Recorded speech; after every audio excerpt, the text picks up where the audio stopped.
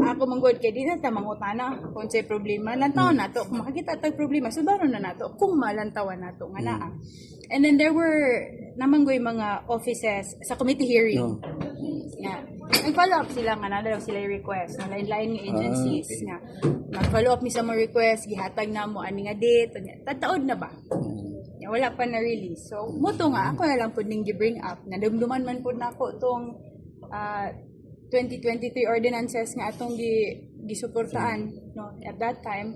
So ako lang pud gi-bring up and hopefully no ingon sila nga kinahanglan lang mangayo but I hope nga matagaan sila og insakto nga suportan, matagaan sila pagkaon, matagaan sila fuel, na masubsidize sila, masustain pod nato ang atong peace and order para tanan ta magmalipayon sa panahon sa kapistahan. Unsa nga year to? Unsa nga year? 2023 pa? July and then na din second ordinance on November.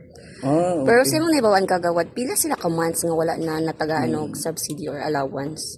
Pila na ka? Sa akong nabalaan 5 to 6 6 months or 6 months. Wala sila na. Wala pa. So tag 2.5 ang usa kay 100. Per person, yes, per month. So kung wala, pila na kana tanan no kung maabot ng Ubay-ubay na. Ubay-ubay na yun. madawat ka na karon counselor. Nagpasalig man ka ganina ato ang isa ka member sa majority nga naaman daw ang budget. Okay. I-follow up lang. So akong aghato ng mga agencies nga i-follow up po ninyo ang inyong mga requests for the promised allocation sa inyo kay ang ingon pa ganina sa members sa majority is daram budget kinahanglan ng pangayoon but personally I think it should be given to you without your asking for it. So kinahanglan